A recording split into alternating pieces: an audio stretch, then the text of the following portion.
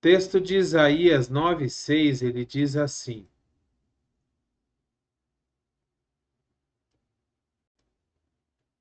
Porque um menino nos nasceu, um filho nos foi dado, e o governo está sobre os seus ombros.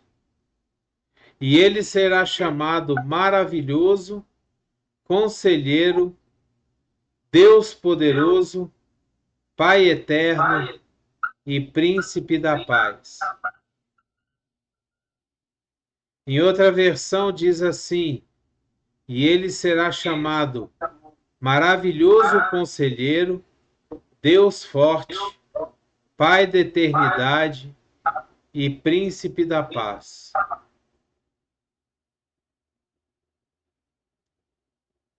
E aí a gente fica pensando, né? Por que foram dados esses nomes a Jesus? Qual o significado desses nomes? O que o profeta Isaías ele quis dizer quando ele profetizou o nascimento de Jesus e dizendo que um menino nos nasceu, um filho nos foi dado, o governo está sobre seus ombros e Jesus seria chamado como maravilhoso conselheiro, Deus poderoso, Pai eterno e Príncipe da Paz. Esses quatro atributos, maravilhoso conselheiro, Deus poderoso, Pai eterno e Príncipe da Paz, são quatro títulos de Deus. E eles foram dados a Jesus para que todo mundo soubesse que Jesus é Deus. Mesmo ele tendo vindo como homem, mesmo ele tendo nascido de uma virgem, mesmo ele tendo chegado ao mundo como todos nós chegamos, como sendo um homem, ele nunca deixou de ser Deus. Ele não utilizou a sua divindade enquanto ele andou aqui na terra. No tempo que ele ficou aqui na terra, Jesus ele foi 100% homem. Ele não usou a sua divindade para passar pela terra, para viver aqui na terra, para fazer aquilo que ele tinha que fazer aqui na terra. Mas Jesus era chamado dessa forma para que todos soubessem que ele não tinha deixado de ser Deus, que ele era filho de Deus. E o que significa cada um desses nomes? Maravilhoso conselheiro quer dizer que Jesus, ele era um conselheiro perfeito. Ele sabia aconselhar, ele sabia ensinar, ele sabia mostrar para as pessoas qual era a vontade de Deus nas determinadas situações. Ele falava e ensinava ao povo, às multidões, ele ensinava o evangelho da paz, ele ensinava as mensagens do reino de Deus. Ele falava para as pessoas, sempre ensinando, sempre dizendo para eles: olha, não peque mais, muda a sua vida, vai, sabe, nasça de novo, permita-se nascer do Espírito Santo. Olha, seja batizado, arrependa-se. E ele explicava todas as coisas, utilizando as coisas daquela própria época, do dia a dia daquelas pessoas para quem ele estava falando a palavra de Deus. Por isso que Jesus foi chamado de maravilhoso conselheiro. Conselheiro é aquele que nos aconselha, é aquele que nos mostra o caminho certo, é aquele que nos ensina por onde andar, é aquele que nos mostra o que nós temos que aprender da palavra de Deus, como que nós podemos conhecer a Deus. Esse é o maravilhoso conselheiro. A palavra de Deus, ela nos diz que Jesus é o caminho, a verdade e a vida, e que ninguém poderia chegar ao Pai se não fosse através de Jesus. E é por isso que Jesus estava sempre ensinando o caminho para Deus, sempre ensinando como aumentar a nossa fé, porque a própria palavra de Deus diz que sem fé é impossível agradar a Deus, sem fé é impossível ver a Deus. Por isso que Jesus foi chamado maravilhoso conselheiro. Aquele que ensina, aquele que aconselha, aquele que aponta o caminho, aquele que mostra para onde nós temos que andar, por onde nós temos que andar. A própria palavra de Deus, ela nos diz que estreito é a porta que leva à salvação, e largo é a porta que leva para o mundo, que leva para a perdição, que leva para o inferno. E Jesus nos apontou a porta estreita. Jesus mostrou: eu sou a porta. Então, ele era chamado de maravilhoso conselheiro por isso. O segundo nome de Deus, o segundo nome de Jesus, é Deus poderoso. Mais uma vez, o profeta Isaías está aqui nos mostrando que o filho que nasceria, aquele que viria tirar o pecado do mundo, aquele que viria ser sacrificado pela humanidade, ele era perfeitamente Deus, ele nunca deixou de ser Deus. Ele se esvaziou da sua divindade, mas ele era Deus. Então Jesus era chamado de Deus poderoso, aquele que tem todo o poder, aquele que tem toda a autoridade de Deus. A própria palavra de Deus diz, Jesus certa vez ele falou que toda autoridade me foi dada, nos céus e na terra. Deus deu toda a autoridade a Jesus. Então ele era chamado de Deus poderoso.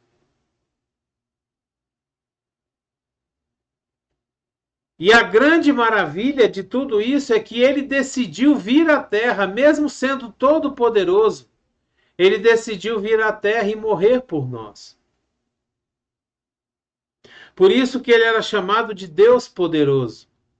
Por isso que ele fez todos os milagres que ele fez aqui na terra, cheio do Espírito Santo, no poder do Espírito Santo,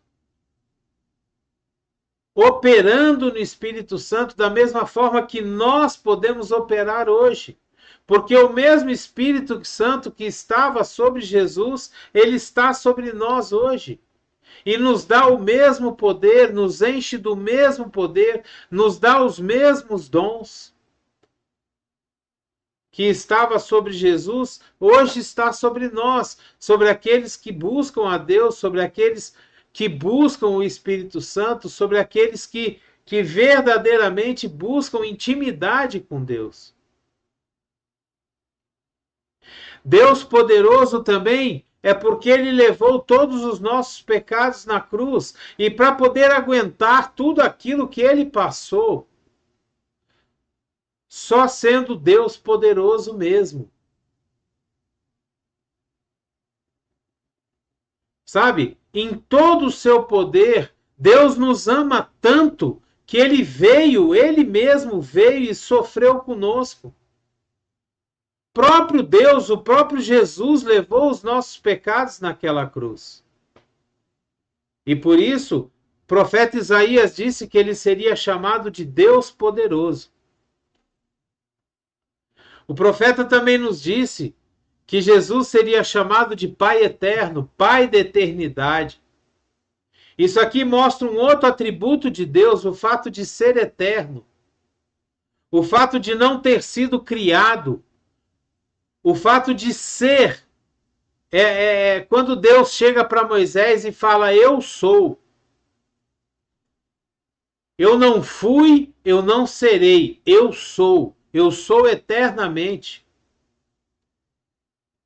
Então Jesus também, do mesmo jeito que Deus, para mostrar à humanidade que ele é Deus, ele foi chamado de Pai da eternidade. aquele que não tem princípio nem fim, aquele que nem a morte conseguiu vencer, nem a morte, depois que Jesus morreu pregado na cruz, nem ela conseguiu prender Jesus. Porque Jesus é mais forte do que a morte e venceu a morte. Jesus ressuscitou e vive para sempre. Da mesma forma que Jesus é eterno, ele dá a vida eterna a todos que creem nele e a todos que amam a ele. Por isso que Jesus é chamado de Pai da eternidade, Pai eterno. E por fim, ele é chamado de Príncipe da Paz. Nessa profecia, o último nome que o profeta Isaías fala de Jesus é que ele é o Príncipe da Paz. Sabe, Jesus ele veio ao mundo para restaurar o nosso relacionamento com Deus. Jesus ele veio ao mundo para restaurar a nossa paz com Deus, para que a gente voltasse a ter paz com Deus. Desde quando houve a queda lá no Gênesis, desde quando Adão cometeu o pecado da desobediência lá no Gênesis, o homem nunca mais teve paz com Deus. Ele sempre buscava ídolos, ele sempre buscava outros deuses, ele sempre ficava escravo de alguém, tinha que vir os juízes e tirar ele daquela escravidão. Depois ele ficou escravo e teve que vir Moisés e tirar ele do Egito. E depois veio. Ou seja, o homem nunca teve paz com Deus novamente. E Jesus ele veio ao mundo para nos dar paz com Deus, para restaurar o nosso relacionamento com Deus, restaurar a nossa comunhão, a nossa intimidade com Deus. Sabe, Jesus quando morreu, a palavra de Deus ele diz que o véu do templo, o véu que fazia separação entre nós e Deus, ele se rasgou do alto a baixo. Olha só que interessante, a palavra de Deus faz questão de afirmar que o véu se rasgou de alto a baixo.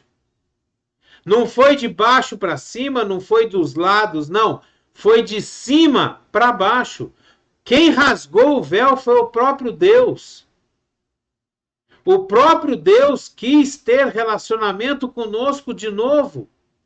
E ele pega aquele véu e rasga lá de cima para baixo, restaurando a comunhão com a gente, restaurando a intimidade com a gente, restaurando a paz com a humanidade. Quando a gente pecou, a gente se tornou inimigo de Deus. A gente se separou de Deus, a gente virou as costas para Deus. Mas através do sacrifício de Jesus na cruz, ele nos traz o perdão, ele nos traz a reconciliação, ele nos traz a paz. Jesus mesmo ele fala: eu sou a paz. Eu vos deixo a paz, a minha paz eu vos dou. A paz verdadeira, a paz que excede todo entendimento. Por mais que a gente tenha problema, por mais que a gente tenha tribulação, por mais que a gente tenha discussão no nosso trabalho, por mais que a gente tenha discussão dentro de casa, nós temos aquele que é a perfeita paz. Aquele que restaura todos os relacionamentos, aquele que restaura todos os problemas, tudo é restaurado em Jesus. A verdadeira paz. A paz que excede todo entendimento. Poxa, mas eu estou cansado do trabalho, subindo e descendo escada, isso e aquilo. Mas Jesus é a sua paz. É Jesus que te restaura, é Jesus que te sustenta, é Jesus que te pega pela mão e te sustenta e te dá novo ânimo, novas forças. Ah, eu cheguei lá no meu trabalho e discuti com o patrão porque ele não me valoriza, ele isso, ele aquilo. Glória a Deus, você tem Jesus. Você tem a perfeita paz. Poxa, mas eu estou doente, eu estou em cima dessa cama, eu não consigo sair dessa cama, Deus não me tira daqui, isso está demorando demais, está ficando ruim demais, eu já não aguento mais. Mas você tem Jesus. Você tem o dono da paz.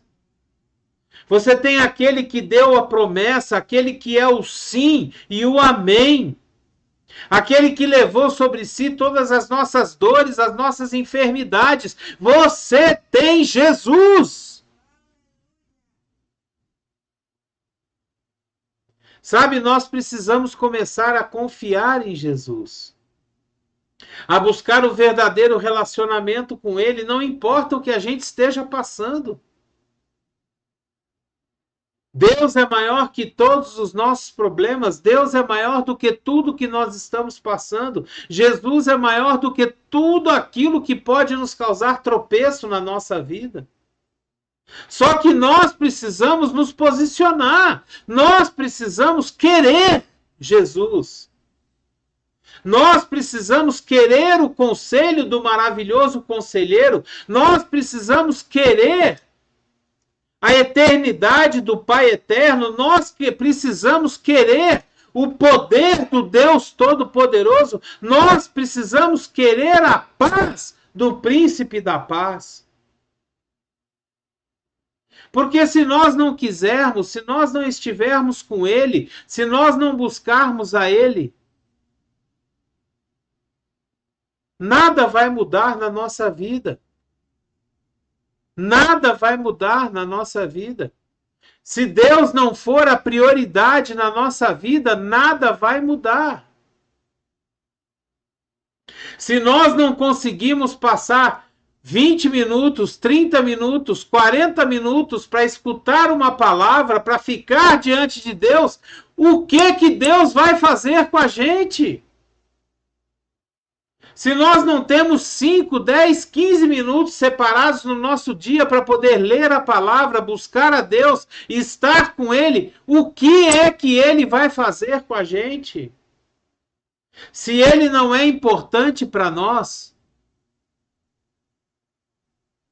o que é que Deus vai fazer com a gente? É interessante, sabe? Porque eu estava ouvindo uma pregação esses dias que dizia o seguinte: a nossa salvação, ela é de graça. Jesus conquistou a nossa vida eterna, Jesus conquistou o perdão dos nossos pecados, Jesus conquistou tudo na cruz para nós. Só que as nossas bênçãos, a nossa intimidade, o nosso relacionamento, as coisas que vão prosperar a nossa vida, a palavra de Deus diz que o reino de Deus é conquistado por esforço. Nós precisamos nos esforçar para chegar em Deus, para buscar a Deus. É uma questão de ser reativo. Busque em primeiro lugar o reino de Deus e a sua justiça, e as demais coisas vos serão acrescentadas.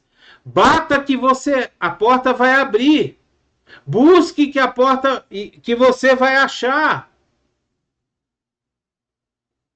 Ou seja, é uma questão de ação e reação. Deus já deu o primeiro passo.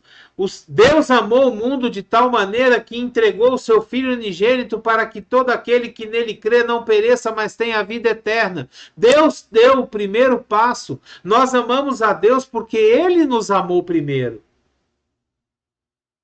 Mas agora nós temos que dar esse passo até Deus.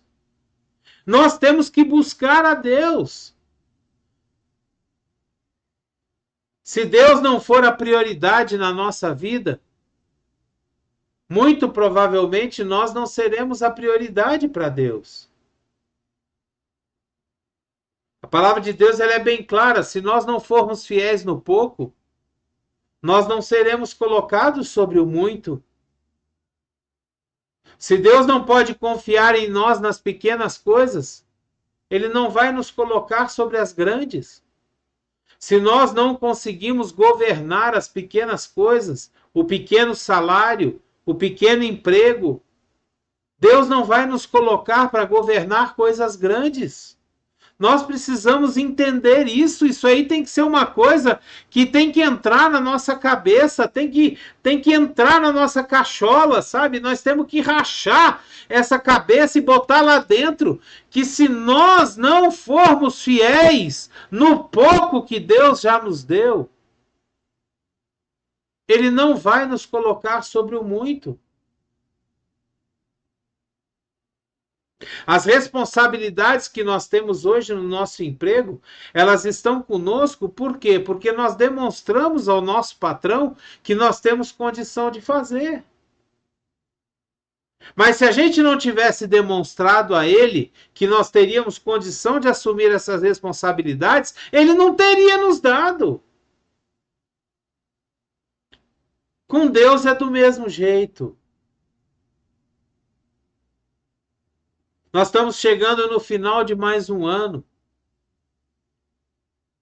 Eu não sei se é costume de vocês se colocar na presença de Deus e fazer uma revisão do que aconteceu no ano, do que passou no ano, o que foi certo, o que foi errado, o que eu fiz de certo, o que eu fiz de errado, quais foram as escolhas que eu fiz que deram certo, que não deram.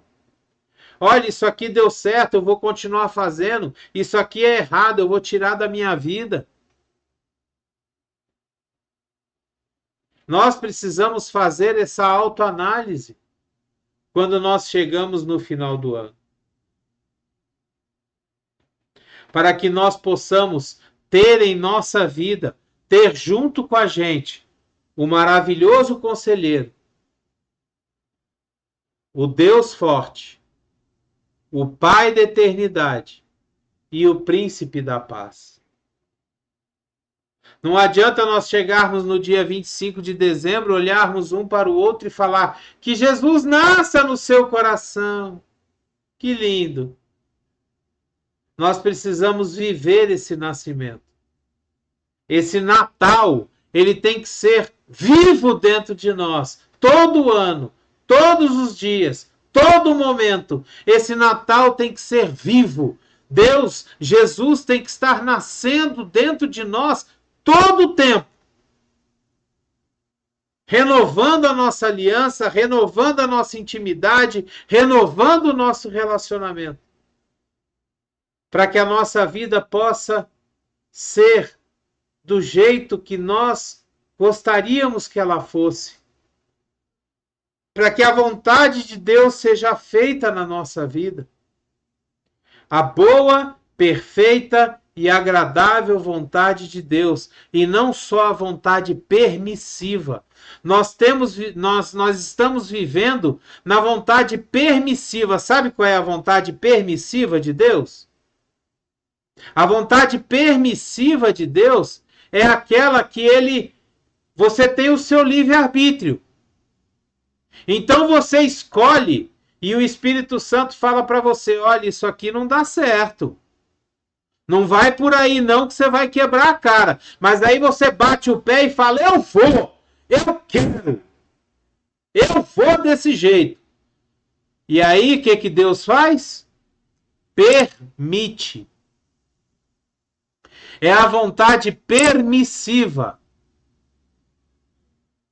Olha, não transa antes do casamento, não tenha sexo antes do casamento. Você pode quebrar a cara, você pode engravidar, você pode ter problemas. Aí você vai e fala, eu vou fazer.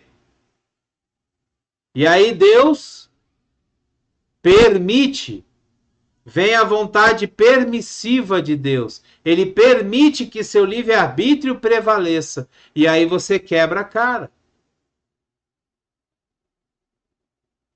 Nós precisamos andar na boa, perfeita e agradável vontade de Deus para nós. E parar de andar na vontade permissiva de Deus para nós. Glória a Deus. Aleluia. Eu espero que essa palavra venha queimar no seu coração. Eu espero que o Espírito Santo venha pegar essa palavra no seu ouvido e venha trazer essa palavra até sua alma, seu espírito, até dentro do seu coração, plantando essa semente lá dentro, fazendo com que ela cresça, germine, exploda, dê frutos, fruto de arrependimento, fruto de buscar um relacionamento com Deus verdadeiro, fruto de ser um crente verdadeiro. É o que eu desejo em nome de Jesus. Amém? Glória a Deus. Aleluia. Amém, Jesus. Obrigado, Pai. Essa é a tua palavra, meu Deus maravilhoso. Obrigado, Senhor. Obrigado pela tua palavra que foi dita, que foi pregada aqui. Que essa palavra venha aumentar a nossa fé, que essa palavra venha aumentar, Senhor, a nossa vontade de te buscar, de estar contigo, de andar na tua presença cada vez mais. Que nós possamos confiar mais em ti, Senhor. Que nós possamos ser mais fiéis a ti, Senhor. Que nós possamos escutar o teu Santo Espírito, que nos orienta, que intercede por nós, que está sempre por detrás de nós, dizendo: olha, anda por aqui, é por aqui o caminho. Em nome de Jesus, Senhor, que nós possamos buscar cada vez mais, Senhor, fazer a tua vontade e não a nossa. Que o teu reino prevaleça na nossa vida, Pai, em nome de Jesus. Amém. Glória a Deus. Que vocês sejam tremendamente abençoados nessa semana. Que essa semana venha a ser assim, uma semana de vitória, de bênçãos, uma semana de maravilhas, uma semana onde vocês possam ver o agir de Deus na vida de vocês, em nome de Jesus.